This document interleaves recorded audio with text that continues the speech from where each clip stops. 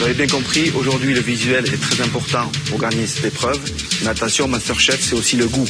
Je vous ai invité deux jeunes chefs de la nouvelle génération, plein de talent, David Toutain et Adrien Ferrand. Je vous demande de les accueillir. Bonjour David. Bonjour Adrien. Les chefs David Toutain et Adrien Ferrand sont considérés comme deux des talents les plus prometteurs de la nouvelle génération. Formés par les plus grands, de Ducasse à Vera, ils sont promis à un bel avenir dans la haute gastronomie. Là, c'est très impressionnant. Et surtout de voir tous ces chefs, en fait, qui ont mon âge. Moi, je commence à peine et ça donne envie. Ça donne envie, on se dit, ok, j'ai du retard, mais ça arrivera peut-être un jour. Les deux chefs invités voteront à l'aide d'un jeton de couleur pour leur plat préféré, le plat qui répondra au mieux aux deux critères de l'épreuve, le visuel et le goût. Un jeton rouge pour l'assiette de Canely ou un jeton jaune pour celle de Philippe. 5 points sont donc en jeu dans ce deuxième. Alors Mathilde Côme, vous avez délibéré ensemble pour choisir la meilleure photo. Non. On n'a pas eu un grand débat. Et vraiment, je trouve que la perfection de ton dressage, Canely, voilà, je pense que c'était évident. Canely, elle a vraiment du potentiel. Et moi, ce qui me touche, c'est de ressentir une émotion. Et là, j'ai ressenti une émotion. Ça arrive rarement en cuisine. Et je souhaiterais accompagner ton effort par la publication de cette photo dans notre magazine. Alors félicitations Canely, c'est donc ton assiette qui aujourd'hui a permis de faire la plus belle des photos. Et c'est tout à fait mérité. Bravo Canely. Alors, qu'est-ce que t'en penses Mon plat dans un magazine, c'est inespéré, je crois. Et j'espère que ce sera aussi bon que beau, surtout. Canely, Philippe, les chefs, nos chefs ainsi que les chefs invités vont maintenant procéder à la dégustation de vos plats. Ils disposent chacun d'un jeton et voteront donc pour le plat qui les a le plus séduits. On se retrouve tout à l'heure pour le verdict. Après la séance photo, place donc à la dégustation. Les chefs vont juger le visuel et plus que jamais le goût des deux plats. Ils voteront ensuite pour le candidat qui les a le plus convaincus. 5 points sont donc en jeu dans cette deuxième épreuve. Les chefs vont commencer par juger l'assiette de Canely.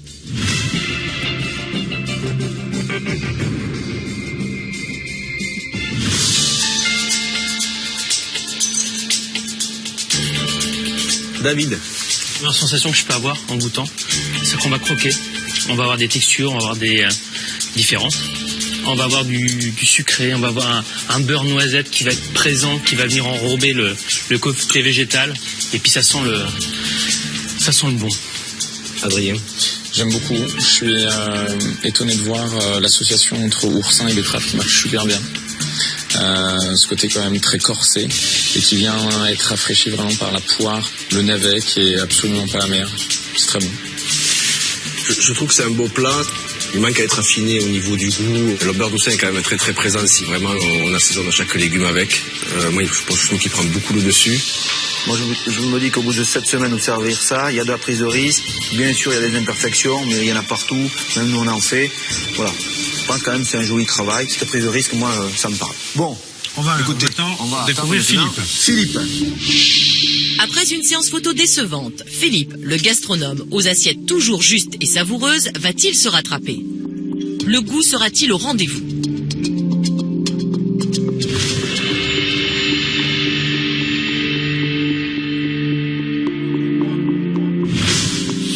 Philippe, je te reconnais pas, je reconnais pas tes assiettes. Mais ceci étant dit, on n'a pas encore voté, et puis de toute façon, c'est pas joué. Bien. À tout à l'heure. Merci Philippe. Merci.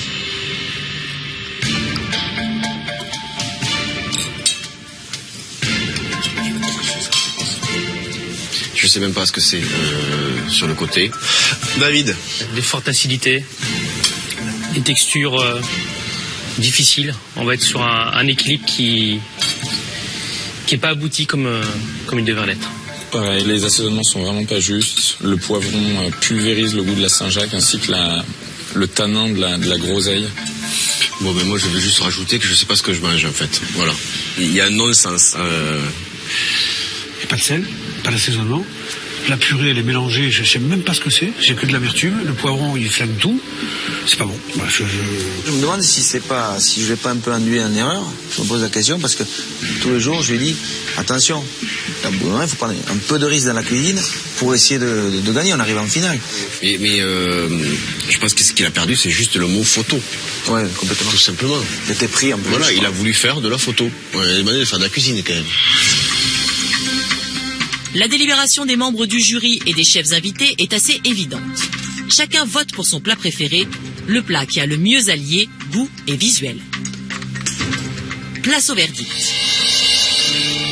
Alors Kenley, ce matin, à l'issue de la première épreuve de la grande finale MasterChef 2015, vous étiez en avance d'une courte tête. 2 points d'avance sur Philippe. Et aujourd'hui, les chefs sont unanimes. Après cette deuxième épreuve, Kenley, vous totalisez 14 points, cumul de la première épreuve et de celle-ci, contre 7 points pour Philippe. J'ai pris de gros risques à ce jour et ça paye, donc là je n'ai pas envie de me reposer sur mes lauriers, disons. Cette voie c'est rien du tout, on peut s'attendre à tout et n'importe quoi, donc non, je reste concentrée et je me fie pas du tout à ce résultat, pour moi il ne signifie rien. Rien n'est joué. Demain, l'épreuve peut faire tout basculer, puisque vous aurez chacun à sortir 75 assiettes. 75 assiettes à préparer et de nombreux points à gagner.